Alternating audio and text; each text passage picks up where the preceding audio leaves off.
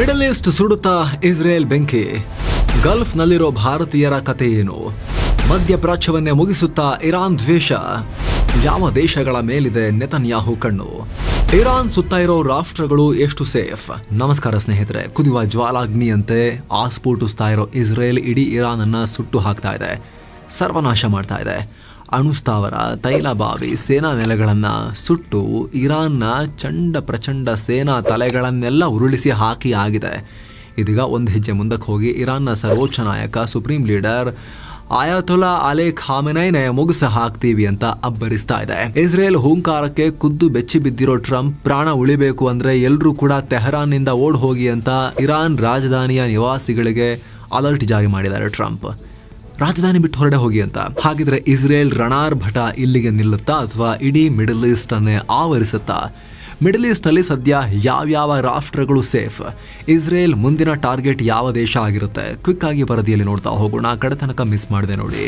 Danger ದೇಶಗಳು ಸ್ನೇಹಿತರೆ, ಮೊದಲನೇದಾಗಿ ಇರಾನ್ ಹೊರತುಪಡಿಸಿ ಯಾವೆಲ್ಲ ದೇಶಗಳು ಸೇಫ್ ಅಲ್ಲ, ಯಾವ ಜಾಗದ ಮೇಲೆ ಇಸ್ರೇಲ್ ಅಥವಾ ಇರಾನ್ ದಾಳಿ ಮಾಡಬಹುದು ಅಥವಾ ಯುದ್ಧ ಮಾಡುವಾಗ ಯಾವ ದೇಶ ಕೊಲ್ಯಾಟ್ರಲ್ ಡ್ಯಾಮೇಜ್ ಆಗಬಹುದು, ಅಂದ್ರೆ ಇವರಿಬ್ಬರ ಹೊಡೆದಾಟದಲ್ಲಿ ಇನ್ಯಾವ ರಾಷ್ಟ್ರಕ್ಕೆ ಪೆಟ್ಟು ಬೀಳ್ಬೋದು, ಅದನ್ನ ನೋಡ್ತಾ ಹೋಗೋಣ. ವೆರಿ ಇಂಪಾರ್ಟೆಂಟ್ ಇದೆ. ಯಾಕಂದ್ರೆ ಮಿಡಲ್ ಈಸ್ಟ್ ನಲ್ಲಿ ದೊಡ್ಡ ಪ್ರಮಾಣದ ಭಾರತೀಯರಿದ್ದಾರೆ, ಜೀವನ ಕಂಡುಕೊಳ್ತಿದ್ದಾರೆ, ಕೆಲಸ ಮಾಡ್ತಿದ್ದಾರೆ. ಸಣ್ಣ ಪುಟ್ಟ ಜಾಬ್ಸ್ ಇಂದ ಹಿಡಿದು ಹೈ ಪ್ರೊಫೈಲ್ ಜಾಬ್ಸ್ ತನಕ ಅಲ್ಲಿ ಕೆಲಸ, ಉದ್ಯಮ ಎಲ್ಲ ನಡೆಸ್ತಾ ಇದ್ದಾರೆ. ಹಾಗಾಗಿ ಇದು ಇಂಪಾರ್ಟೆಂಟ್ ಆಗುತ್ತೆ ತಿಳ್ಕೊಳ್ಳೋದು ಮಿಡಲ್ ಈಸ್ಟ್ ನಲ್ಲಿ ಭಾರತೀಯರ ಸೇಫ್ಟಿ ವಿಚಾರಕ್ಕೆ ಸಂಬಂಧಪಟ್ಟಂತೆ. ಯಮನ್ ಸ್ನೇಹಿತರೆ, ಇಸ್ರೇಲ್ ಇರಾನ್ ಹೊರತುಪಡಿಸಿ ಮತ್ಯಾವ ರಾಷ್ಟ್ರದ ಮೇಲಾದ್ರೂ ದಾಳಿ ಮಾಡಬೇಕು ಅಂತ ಪಟ್ಟಿ ಮಾಡ್ಕೊಂಡಿದ್ರೆ ಆ ಲಿಸ್ಟ್ ನಲ್ಲಿ ಮೊದಲ ಹೆಸರು ಯಮನ್ ಇರುತ್ತೆ. ಯಾಕಂದ್ರೆ ಯಮನ್ ಇರಾನ್ ನಿಂದ 100 ಕಿಲೋಮೀಟರ್ ದೂರದಲ್ಲಿದ್ರೂ ಕೂಡ ರಾಜಕೀಯವಾಗಿ, ಸೈದ್ಧಾಂತಿಕವಾಗಿ ಇರಾನ್ನ ಮಿತ್ರ ರಾಷ್ಟ್ರ. ಇಡೀ ಯೆಮೆನ್ನೇ ಮಿತ್ರ ರಾಷ್ಟ್ರ ಅಲ್ಲದೆ ಹೋದ್ರೂ ಕೂಡ ದಕ್ಷಿಣ ಯೆಮೆನ್ ಅನ್ನ ಕಂಟ್ರೋಲ್ ಮಾಡ್ತಿರೋ ಹುತಿಗಳು ಮಿತ್ರರು. ಇಸ್ರೇಲ್ ವಿರುದ್ಧ ಇರಾನ್ ರಚಿಸಿದ್ದ ಆಕ್ಸಿಸ್ ಆಫ್ ರೆಸಿಸ್ಟೆನ್ಸ್ ನ ದೊಡ್ಡ ಬೇರು ಹುತಿಗಳಿದಾರಲ್ಲ, ಅವರ ಆವಾಸ ಸ್ಥಾನ ದಕ್ಷಿಣ ಯೆಮೆನ್. ಈಗ ಆಲ್ರೆಡಿ ಇಸ್ರೇಲ್ ಈ ಆಕ್ಸಿಸ್ ನ ಒಂದೊಂದೇ ಬೇರುಗಳನ್ನ ಕಟ್ ಮಾಡ್ತಾ ಬರ್ತಿದೆ. ಹೆಜ್ಬುಲ್ಲಾಗಳನ್ನ ಬಹುತೇಕ ಧ್ವಂಸ ಮಾಡಿದೆ, ಹಮಸ್ ಗಳನ್ನ ಪುಡಿಗಟ್ಟಿದೆ. ಈಗ ಅಲ್ಪ ಸ್ವಲ್ಪ ಅಂತ ಬೇರು ಉಳಿಸ್ಕೊಂಡಿರೋದು ಹುತಿಗಳು ಮಾತ್ರ.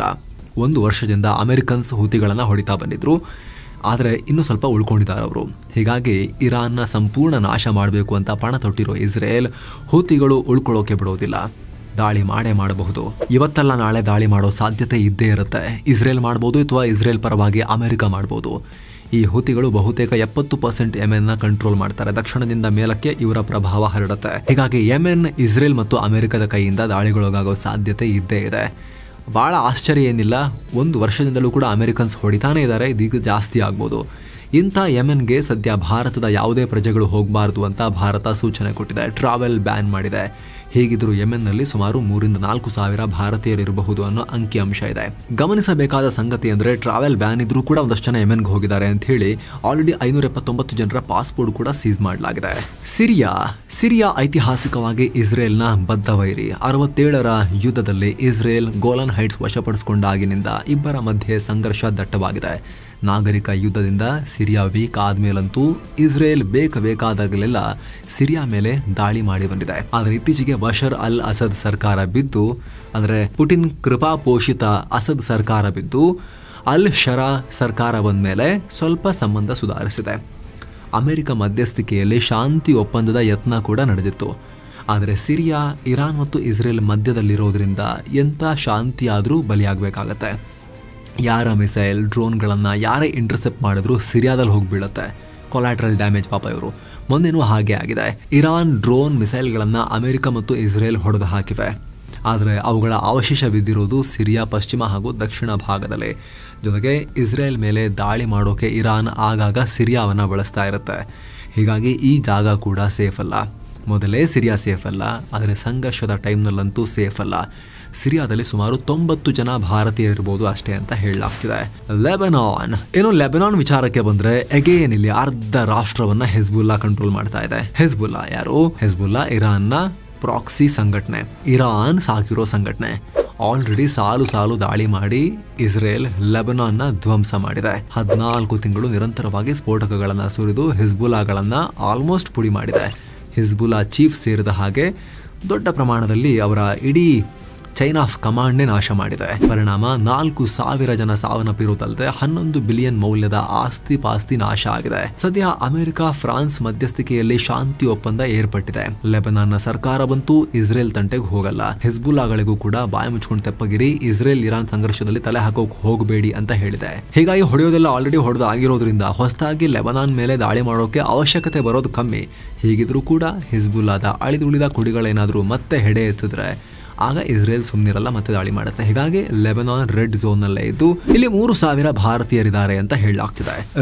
ಇರಾಕ್ ಕೂಡ ಅಷ್ಟೇ ಇಸ್ರೇಲ್ನ ಬದ್ಧವೈರಿ. ಆದ್ರೆ ಸದ್ದಾಂ ಹುಸೇನ್ ಹತ್ಯೆ ನಂತರ ಇಸ್ರೇಲ್ ವಿರುದ್ಧ ನೇರ ಯುದ್ಧಕ್ಕೆ ಇಳಿದಿಲ್ಲ. ಹೀಗಿದ್ರೂ ಕೂಡ ಇರಾನ್ ಮತ್ತು ಇಸ್ರೇಲ್ನ ನಡುವೆ ಇರೋದ್ರಿಂದ ಹರಕೆ ಕುರಿಯುವುದು. ಇಲ್ಲೂ ಕೂಡ ಮಿಸೈಲ್ ಡ್ರೋನ್ ಅವಶೇಷಗಳು ಬೀಳ್ತಾ ಇದಾವೆ. ಅಲ್ಲದೆ ಇಲ್ಲಿರೋ ಇರಾನ್ ಬೆಂಬಲಿತ ಕೆಲ ಉಗ್ರ ಸಂಘಟನೆಗಳು ಇಸ್ರೇಲ್ ವಿರುದ್ಧ, ಅಮೆರಿಕ ವಿರುದ್ಧ ಯಾವಾಗಲೂ ಕತ್ತಿ ಮಸಿತಾ ಇರ್ತಾರೆ. ಮುಂದಿನ ದಿನದಲ್ಲಿ ಇಸ್ರೇಲ್ ವಿರುದ್ಧ ಮುಗಿಬೀಳೋ ಸಾಧ್ಯತೆ ಇರುತ್ತೆ. ಆದ್ರೆ ಇರಾಕ್ ಅಲ್ಲಿ ಏನೇ ಆದ್ರೂ ಕೂಡ ಕಂಟ್ರೋಲ್ ಮಾಡೋಕೆ ಅಮೆರಿಕ ಇದೆ. ಐಎಸ್ ವಿರುದ್ಧ ಕಾರ್ಯಾಚರಣೆಗೆ ಅಂತ ಇರಾಕ್ನಲ್ಲಿ ಅಮೆರಿಕದ 2,500ಕ್ಕೂ ಅಧಿಕ ಸೈನಿಕರು ಇವಾಗಲೂ ಇದ್ದಾರೆ. ಹೀಗಾಗಿ ಇರಾಕ್ ಇಸ್ರೇಲ್ ವಿರುದ್ಧ ಬಾಲ ಬಿಚ್ಚೋಕೆ ಅಮೆರಿಕ ಬಿಡಲ್ಲ. ಇಂಥ ಇರಾಕ್ ಅಲ್ಲೂ ಕೂಡ ಸುಮಾರು 10,000ಕ್ಕೂ ಅಧಿಕ ಭಾರತೀಯರಿದ್ದಾರೆ ಅನ್ನೋ ಅಂಕಿಅಂಶ ಇದೆ. ನಿಮ್ಮ ಗಮನಕ್ಕಿರಲಿ ಸ್ನೇಹಿತರೆ, ಕಾಸಿಂ ಸೊಲೈಮನಿಯನ್ನ ಈ ಹಿಂದೆ ಕೆಲ ವರ್ಷಗಳ ಹಿಂದೆ ಅಮೆರಿಕ ಹೊಡೆದು ಹಾಕಿದಾಗ, ಕಾಸಿಂ ಸೊಲೈಮನಿ ಯಾರು?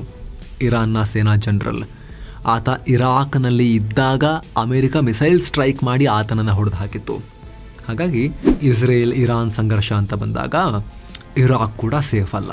ಏನೋ ಸ್ನೇಹಿತರೆ, ನಮಗೆ ಸ್ವಲ್ಪ ಹತ್ರ ಇರೋ Saudi, United Arab Emirates, Kuwait, Bahrain, Qatar ಇವುಗಳ ಕತೆ ಏನು ಅದನ್ನು ನೋಡೋಕ್ಕಿಂತ ಮುಂಚೆ ಸ್ನೇಹಿತರೆ, ಈ ರೀತಿ ಯುದ್ಧದ ವಾತಾವರಣ ಇದ್ದಾಗ ನಮಗೆ, ಅದರಲ್ಲೂ ಕೂಡ ವಿದೇಶಗಳಲ್ಲಿರೋ NRI ಕುಟುಂಬಗಳಿಗೆ, ಅದರಲ್ಲೂ ಕೂಡ ಗಲ್ಫ್ ಭಾಗದಲ್ಲಿರೋ NRI ಕುಟುಂಬಗಳಿಗೆ, ಅಲ್ಲಿರೋ ಭಾರತೀಯರಿಗೆ ಚಿಂತೆ ಕಾಡೋಕೆ ಶುರುವಾಗುತ್ತೆ. ನಮ್ಮ ಕುಟುಂಬದ ಭವಿಷ್ಯ ಏನು ಅನ್ನೋ ಆತಂಕ ಕೂಡ ಮೂಡುತ್ತೆ. ಹೀಗಾಗಿ ಸ್ವಲ್ಪ ಟರ್ಮ್ ಇನ್ಶೂರೆನ್ಸ್ ಬಗ್ಗೆ ತಿಳ್ಕೊಳ್ಳೋದು ಇಂಪಾರ್ಟೆಂಟ್. ನಿಮಗೆ ಗೊತ್ತಿರಬಹುದು, ಟರ್ಮ್ ಇನ್ಶೂರೆನ್ಸ್ ಅಂದ್ರೆ ಕಮ್ಮಿ ಪ್ರೀಮಿಯಂನಲ್ಲಿ ಹೆಚ್ಚಿನ ಸಮ್ ಅಶ್ಯೂರ್ಡ್ ಕೊಟ್ಟು ಕುಟುಂಬಕ್ಕೆ ಆಧಾರವಾಗೋ ಫಿನಾನ್ಷಿಯಲ್ ಪ್ಲಾನ್. ಅನಿರೀಕ್ಷಿತ ಘಟನೆಗಳಾಗಿ ವಿದೇಶಗಳಲ್ಲಿರೋ NRIಗಳಿಗೆ ಏನಾದರೂ ಆದ್ರೆ, ಅನಿರೀಕ್ಷಿತ ಘಟನೆಗಳಿಂದ ಅವರೇನಾದರೂ ಕೂಡ ಇಲ್ಲ ಅಂತಾದ್ರೆ, ಪ್ರಾಣ ಕಳ್ಕೊಂಡ್ರೆ ಭಾರತದಲ್ಲಿರೋ ಅವರ ಕುಟುಂಬಗಳಿಗೆ ಆರ್ಥಿಕವಾಗಿ ಈ ಟರ್ಮ್ ಇನ್ಶೂರೆನ್ಸ್ ರಕ್ಷಣೆ ಕೊಡುತ್ತೆ. ಲಂಸಮ್ ಆಗಿ ಕೋಟಿಗಟ್ಟಲೆ ದುಡ್ಡು ಫ್ಯಾಮಿಲಿಗೆ ಹೋಗೋ ರೀತಿ ಮಾಡಬಹುದು. ಅಂತಹ ದುರದೃಷ್ಟಕರ ಘಟನೆಗಳು ಆದರೆ, ಆಗಬಾರ್ದು ಯಾರಿಗೂ, ಆದರೆ ಫ್ಯಾಮಿಲಿ ಸೇಫ್ ಆಗಿರುತ್ತೆ ಅನ್ನೋ ಕಾರಣಕ್ಕೋಸ್ಕರ ಆರ್ಥಿಕವಾಗಿ ಭಾರತದಲ್ಲಿ NRIಗಳಿಗೆ ಗ್ಲೋಬಲ್ ಕವರೇಜ್ ಕೊಡೋ ಟರ್ಮ್ ಪ್ಲಾನ್ ಸಿಗ್ತವೆ. ಅದರಲ್ಲಿ ಪಾಲಿಸಿ ಬಜಾರ್ಗೆ ಹೋದರೆ ನೀವು ತಿಂಗಳಿಗೆ ಕೇವಲ $15-20 ಟರ್ಮ್ ಇನ್ಶೂರೆನ್ಸ್ ಆಫರ್ ಮಾಡ್ತಿದ್ದಾರೆ. ನೀವಿರೋ ಜಾಗದಿಂದಲೇ ನಿಮ್ಮ ಕುಟುಂಬಕ್ಕೆ ನೀವು ರಕ್ಷಣೆ ಕೊಡೋಕೆ ಇದನ್ನು ತಗೋಬಹುದು. UAE, UKಗಿಂತ 30-50% ಕಡಿಮೆ ಮೊತ್ತಕ್ಕೆ ಟರ್ಮ್ ಇನ್ಶೂರೆನ್ಸ್ ಪ್ಲಾನ್ ಸಿಗ್ತಾ ಇದ್ದಾವೆ. ನಿಮ್ಮ ಮೆಡಿಕಲ್ ಟೆಸ್ಟ್ ಸೇರಿದ ಹಾಗೆ ಪ್ರತಿಯೊಂದನ್ನು ಇನ್ಶೂರೆನ್ಸ್ ಕಂಪನಿಯೇ ನೋಡ್ಕೊಳ್ಳುತ್ತೆ. ಕೇವಲ ಒಂದು ಸಿಂಪಲ್ ವಿಡಿಯೋ ಕಾಲ್ ಅಥವಾ ಫೋನ್ ಕಾಲ್ ಸಾಕು ನೀವು ಮಾಡಿಸ್ಬೋದು. 99 ವರ್ಷಗಳವರೆಗೆ ಲಾಂಗ್ ಕವರೇಜ್ ಕೊಡೋ ಪ್ಲಾನ್ಸ್ ಕೂಡ ಇದ್ದಾವೆ. 5 ಕೋಟಿ ರೂಪಾಯಿವರೆಗೂ ಕವರೇಜನ್ನು ನೀವು ತಗೋಬಹುದು. ಸೊ ದುರದೃಷ್ಟಕರ ಘಟನೆಗಳಾದಾಗ ಫ್ಯಾಮಿಲಿಗೆ ಲಂಸಮ್ ಆಗಿ ಟ್ಯಾಕ್ಸ್ ಫ್ರೀ ಆಗಿ ಅಷ್ಟು ಅಮೌಂಟ್ ಬರುತ್ತೆ. ಆರ್ಥಿಕವಾಗೂ ಕೂಡ ಸಂಕಷ್ಟಕ್ಕೆ ಫ್ಯಾಮಿಲಿ ಈಡಾಗಲ್ಲ. ಜೊತೆಗೆ GST ಕೂಡ ಇರೋದಿಲ್ಲ NRI ಆಗಿರೋದ್ರಿಂದ. ಇಷ್ಟೆಲ್ಲ ಬೆನಿಫಿಟ್ಸ್ ಇರೋದ್ರಿಂದಲೇ ಪಾಲಿಸಿ ಬಜಾರ್ನಲ್ಲಿ ಟರ್ಮ್ ಪ್ಲಾನ್ ತಗೊಳ್ತಾ ಇರೋ NRIಗಳ ಸಂಖ್ಯೆ 130% ಜಂಪ್ ಆಗಿದೆ. ನಿಮಗೂ ಕೂಡ ಆ ರೀತಿ ಆಸಕ್ತಿ ಇದ್ದರೆ, ನಿಮ್ಮ ಫ್ಯಾಮಿಲಿಯ ಆರ್ಥಿಕ ಭದ್ರತೆಯನ್ನು ಪ್ರೊಟೆಕ್ಟ್ ಮಾಡ್ಕೊಳ್ಳೋಕೆ ನೀವು NRI ಆಗಿದ್ರೆ, ಡಿಸ್ಕ್ರಿಪ್ಷನ್ ಮತ್ತು ಪಿನ್ ಮಾಡಿರೋ ಕಾಮೆಂಟ್ನಲ್ಲಿ NRI ಟರ್ಮ್ ಇನ್ಶೂರೆನ್ಸ್ ಪ್ಲಾನ್ಗಳ ಲಿಂಕನ್ನು ಕೊಟ್ಟಿರ್ತೀವಿ. ಕ್ಲಿಕ್ ಮಾಡೋ ಮೂಲಕ ನೀವು ಭಾರತದ ಟಾಪ್ ಕಂಪನಿಗಳ ಪ್ಲಾನ್ಗಳನ್ನು ಕಂಪೇರ್ ಮಾಡ್ಬೋದು. 50ಕ್ಕೂ ಅಧಿಕ ಭಾರತದ ಟಾಪ್ ಇನ್ಶೂರೆನ್ಸ್ ಕಂಪನಿಗಳ ಪ್ಲಾನ್ಗಳನ್ನು ಕಂಪೇರ್ ಮಾಡ್ಬೋದು. ನಿಮಗೆ ಬೇಕಾದ ಆ್ಯಡ್ ಆನ್ ಫೀಚರ್ಗಳನ್ನು ಆ್ಯಡ್ ಮಾಡ್ಕೋಬೋದು, ಕಸ್ಟಮೈಸ್ ಮಾಡ್ಕೋಬೋದು ಪಾಲಿಸಿಗಳನ್ನು. ಜೊತೆಗೆ ಸ್ನೇಹಿತರೆ, ನಿಮ್ಮ ಏಜ್ ಏನು, ನಿಮ್ಮ ಏಜ್ಗೆ ಏನು ಪ್ರೀಮಿಯಂ ಬರುತ್ತೆ, 1 ಕೋಟಿ ಕವರೇಜಾ, 2 ಕೋಟಿ ಕವರೇಜಾ, ಅದಕ್ಕೆ ಪ್ರೀಮಿಯಂ ಏನು ಬರುತ್ತೆ ಎಲ್ಲ ಚೆಕ್ ಮಾಡಿ ನೀವು ಅಪ್ಲೈ ಮಾಡ್ಬೋದು. ಡಿಸ್ಕ್ರಿಪ್ಷನಲ್ಲಿ ಪಿನ್ ಮಾಡಿರೋ ಕಾಮೆಂಟಲ್ಲಿ ಲಿಂಕ್ ಇದೆ. ಆಸಕ್ತ NRIಗಳು ಈಗಲೇ ಚೆಕ್ ಮಾಡಿ. ಬನ್ನಿ ಈಗ ವರದಿಯಲ್ಲಿ ಮುಂದುವರಿಯೋಣ. ಸೇಫ್ ರಾಷ್ಟ್ರಗಳು ಏನು, ಈ ಸಂಘರ್ಷದಿಂದ ರಿಲೇಟಿವ್ಲಿ ದೂರ ಇರೋ ಸೇಫ್ ಇರೋ ರಾಷ್ಟ್ರಗಳು ಯಾವ್ಯಾವುದು ಅಂತ ನೋಡಿದ್ರೆ, ಇದರಲ್ಲಿ GCC ಗಲ್ಫ್ ಕೋಆಪರೇಷನ್ ಕೌನ್ಸಿಲ್ ರಾಷ್ಟ್ರಗಳು ಬರ್ತವೆ. Saudi Arabia, UAE, Kuwait, Bahrain, Oman, Qatar ಇವರೆಲ್ಲ ಬರ್ತಾರೆ. ಯಾಕಂದರೆ ಇವರೆಲ್ಲ ತೈಲ ಶ್ರೀಮಂತ ರಾಷ್ಟ್ರಗಳು. ಏನೇ ಸಂಘರ್ಷ ಆದರೂ ಕೂಡ ತೈಲ ಬೆಲೆ ಕುಸಿದು ಇವರ ಹೊಟ್ಟೆಪಾಡಿಗೆ ಕಲ್ಲು ಬೀಳುತ್ತೆ. ಹೀಗಾಗಿ ಇಸ್ಲಾಮಿಕ್ ರಾಷ್ಟ್ರಗಳಾದರೂ ಕೂಡ ಇವರು ಇಸ್ರೇಲ್ ಜೊತೆಗೆ ಒಂದು ಮಟ್ಟಿಗೆ ಚೆನ್ನಾಗೇ ಇದ್ದಾರೆ. ಜೊತೆಗೆ ಇವರೆಲ್ಲ ಸುನ್ನಿ ರಾಷ್ಟ್ರಗಳು. ಇವರಿಗೂ ಶಿಯಾ ಇರಾನ್ಗೂ ಆಗ ಬರೋದಿಲ್ಲ. ಹಾಗಾಗಿ ಇರಾನ್ ಪತನ ಆದರೆ ಇವರಿಗೆ ಅನುಕೂಲವೇ. ಜೊತೆಗೆ ಯಮನ್ನಲ್ಲಿರೋ ಹೂತಿಗಳಿದಾರಲ್ಲ, ಅವರು ಸೌದಿಗೂ UAEಗೂ ಶತ್ರುಗಳೇ. ಯಮನ್ನಲ್ಲಿರೋ ಹೂತಿಗಳು ಇರಾನ್ ಸಾಕಿರೋ ಉಗ್ರ ಗುಂಪು. ಅವ್ರನ್ನ ಹೊಡೆಯೋಕೆ ಸೌದಿ ನೇತೃತ್ವದ ಅರಬ್ ಒಕ್ಕೂಟ, ಈ ರಾಷ್ಟ್ರಗಳ ಒಕ್ಕೂಟ, ಸುನ್ನಿ ಅರಬ್ ರಾಷ್ಟ್ರಗಳ ಒಕ್ಕೂಟ ಬಹಳ ವರ್ಷಗಳಿಂದ ಮಿಲಿಟರಿ ಕಾರ್ಯಾಚರಣೆ ಮಾಡ್ತಾನೆ ಇದ್ದಾರೆ. ಹಾಗಾಗಿ ಇರಾನ್ ಪತನದಲ್ಲಿ ಇವ್ರಿಗೂ ಕೂಡ ಇಂಟ್ರೆಸ್ಟ್ ಇದೆ. ಅದರಲ್ಲಿ UAE, ಬಹ್ರೇನ್ ಅಂತೂ ಅಮೆರಿಕ ಮಧ್ಯಸ್ಥಿಕೆಯಲ್ಲಿ ಇಸ್ರೇಲ್ ಜೊತೆಗೆ ಅಬ್ರಹಾಮಿಕ್ ಅಕಾರ್ಡ್ ಶಾಂತಿ ಒಪ್ಪಂದಕ್ಕೆ ಸೈನ್ ಕೂಡ ಹಾಕಿದ್ದಾರೆ. ನಾವೆಲ್ಲ ಒಂದೇ ಮೂಲ, ನಮ್ಮದು ಅಬ್ರಹಾಮೇ ನಮಗೆಲ್ಲ ಮೂಲ, ನಾವು ಯಾಕೆ ಹೊಡೆದಾಡಬೇಕು ಅಂತ. ಒಂದು ವೇಳೆ ಯುದ್ಧ ಮಾಡಬೇಕು ಅಂದರೂ ಕೂಡ ಇವರ ಹತ್ರ ಸರಿಯಾದ ಸೇನೆ ಕೂಡ ಇಲ್ಲ, ಅಮೆರಿಕದ ರಕ್ಷಣೆಯಲ್ಲಿ ಬದುಕ್ತಾ ಇದ್ದಾರೆ. ಹೀಗಾಗಿ ಈ ಅರಬ್ ರಾಷ್ಟ್ರಗಳು ಇಸ್ರೇಲ್ ದಾಳಿಯನ್ನ ಖಂಡಿಸ್ತೀವಿ ಅಂತ ಹೇಳಿದರಾದರೂ ಕೂಡ ಮಿಲಿಟರಿ ಮೂಲಕ ಇಸ್ರೇಲ್ ಮೇಲೆ ಯಾವುದೇ ಕಾರ್ಯಾಚರಣೆ ಮಾಡಕ್ಕೆ ಇವರು ಹೋಗಲ್ಲ. ಬದಲಿಗೆ ಇರಾನ್ ಮತ್ತು ಇಸ್ರೇಲ್ ನಡುವೆ ಶಾಂತಿ ಒಪ್ಪಂದ ಏರ್ಪಡಿಸೋಕೆ ತೆರೆಮರೆಯಲ್ಲಿ ಕೆಲಸ ಮಾಡ್ತಾರೆ, ಅಷ್ಟು ಮಾತ್ರ ಸದ್ಯಕ್ಕೆ. ಹಾಗಾಗಿ ಈ ರಾಷ್ಟ್ರಗಳಲ್ಲಿ ಸದ್ಯಕ್ಕೆ ಅಂತ ದೊಡ್ಡ ಆತಂಕ ಇಲ್ಲ, ಆದರೆ ಕ್ಲೋಸ್ಲಿ ಮಾನಿಟರ್ ಮಾಡ್ತಾ ಇರಬೇಕು ಸಿಚುವೇಶನ್ ಹೇಗಾಗುತ್ತೆ ಅಂತ ಹೇಳಿ. ಯಾಕಂತ ಹೇಳಿದ್ರೆ ಇರಾನ್ ಆಲ್ರೆಡಿ ಹೇಳಿದೆ, ನಮ್ಮ ಮೇಲೆ ದಾಳಿ ಮಾಡಬೇಕಾದ್ರೆ ಏರ್ ಸ್ಪೇಸನ್ನು ಬಳಸೋಕೆ ಅಕ್ಕಪಕ್ಕದ ಈ ಸುನ್ನಿ ಅರಬ್ ರಾಷ್ಟ್ರಗಳು ಅವಕಾಶ ಮಾಡಿಕೊಟ್ರೆ, ಹೆಲ್ಪ್ ಮಾಡಿದ್ರೆ ಆವಾಗ ನಿಮ್ಮೇಲೂ ಯುದ್ಧ ಮಾಡ್ತೀವಿ ಅಂತ ಇರಾನ್ ಬೆದರಿಕೆಯನ್ನು ಒಡ್ಡಿದೆ. ಹಾಗಾಗಿ ಸ್ವಲ್ಪ ಕ್ಲೋಸ್ಲಿ ನೋಡ್ತಾ ಇರಬೇಕು ಅಷ್ಟೇ. ಜೋರ್ಡಾನ್, ಇನ್ನು ಸ್ನೇಹಿತರೆ, ಜೋರ್ಡಾನ್ ಒಂದು ಕಾಲದಲ್ಲಿ ಇಸ್ರೇಲ್ ಶತ್ರುವಾಗಿದ್ರೂ ಕೂಡ ಸದ್ಯ ಮುಸ್ಲಿಂ ರಾಷ್ಟ್ರಗಳಲ್ಲೇ ಇಸ್ರೇಲ್ಗೆ ಅತ್ಯಂತ ಹತ್ತಿರದ ರಾಷ್ಟ್ರ. ಹೀಗಾಗಿ ಇರಾನ್ ಇಸ್ರೇಲ್ ಮಧ್ಯೆ ಇದ್ರೂ ಕೂಡ ಸ್ವಲ್ಪ ಸೇಫ್ ರಾಷ್ಟ್ರ. ಇಸ್ರೇಲ್ ಇಲ್ಲಿ ಯಾವತ್ತೂ ದಾಳಿ ಮಾಡಲ್ಲ. ಇನ್ಫ್ಯಾಕ್ಟ್ ಇರಾನ್ ಇಸ್ರೇಲ್ ಮೇಲೆ ಡ್ರೋನ್ ಹಾರಿಸಿದಾಗ ತನ್ನ ಏರ್ ಸ್ಪೇಸ್ನಲ್ಲೇ ಹೊಡೆದು ಹಾಕೋಕೆ ಇಸ್ರೇಲ್ಗೆ ನೆರವು ಕೊಟ್ಟಿತ್ತು. ಜೋರ್ಡನ್ ದಾಟಿ ಬರಬೇಕಲ್ಲ ಇರಾನ್ ಹಾರಿಸಿದ್ದು, ಬಟ್ ಜೋರ್ಡನ್ ತಾನೇ ಹೊಡೆದು ಹಾಕ್ತಾ ಇದೆ.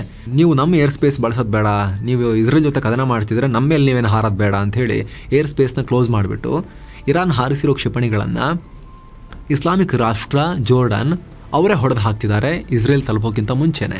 ಹಾಗಾಗಿ ಜೋರ್ಡನ್ಗೆ ಇಸ್ರೇಲ್ನಿಂದ ಯಾವುದೇ ದೊಡ್ಡ ಆತಂಕ ಇಲ್ಲ.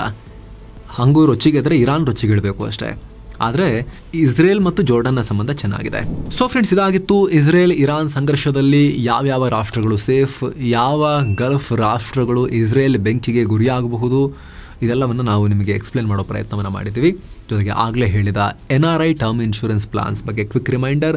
ನೀವು NRI ಆಗಿದ್ದು ಅಂದರೆ ವಿದೇಶಗಳಲ್ಲಿ ಕೆಲಸ ಮಾಡ್ತಿರೋ ಭಾರತೀಯರಾಗಿದ್ದು ನಿಮ್ಮ ಫ್ಯಾಮಿಲಿಗೆ ಟರ್ಮ್ ಇನ್ಶೂರೆನ್ಸ್ನ ಆರ್ಥಿಕ ಭದ್ರತೆ ಕೊಡಬೇಕು ಅಂದರೆ ಡಿಸ್ಕ್ರಿಪ್ಷನಲ್ಲಿ ಪಿನ್ ಮಾಡಿರೋ ಕಾಮೆಂಟ್ನಲ್ಲಿ ಲಿಂಕ್ ಇದೆ, ಕ್ಲಿಕ್ ಮಾಡೋ ಮೂಲಕ ನಿಮ್ಮ ಏಜ್ಗೆ 1 ಕೋಟಿಗೋ ಅಥವಾ 2 ಕೋಟಿಗೋ ಕವರೇಜ್ ಪಡಿಬೇಕು, ಪ್ರೊಟೆಕ್ಷನ್ ಪಡಿಬೇಕು ಅಂದರೆ, ಅಷ್ಟು ನೀವು ಫ್ಯಾಮಿಲಿಗೆ ಭದ್ರತೆ ಒದಗಿಸಬೇಕು ಅಂದರೆ ನಿಮ್ಮ ಏಜ್ಗೆ ಏನು ಪ್ರೀಮಿಯಂ ಬರುತ್ತೆ ಅಂತ ಚೆಕ್ ಮಾಡಿ, ನಿಮ್ಮ ಡೀಟೇಲ್ಸ್ ಹಾಕಿ ಚೆಕ್ ಮಾಡಿ ನೀವು ಅಪ್ಲೈ ಕೂಡ ಮಾಡ್ಬೋದು. ಲಿಂಕ್ ವಿಡಿಯೋ ಕೆಳಗೆ ಡಿಸ್ಕ್ರಿಪ್ಷನಲ್ಲಿ ಹಾಗೆ ಕಾಮೆಂಟ್ ಸೆಕ್ಷನಲ್ಲಿ ಪಿನ್ ಮಾಡಿರೋ ಕಾಮೆಂಟ್ನಲ್ಲಿದೆ. ಮತ್ತೆ ಭೇಟಿ ಆಗ್ತಿರೋಣ. ನಮಸ್ತೆ.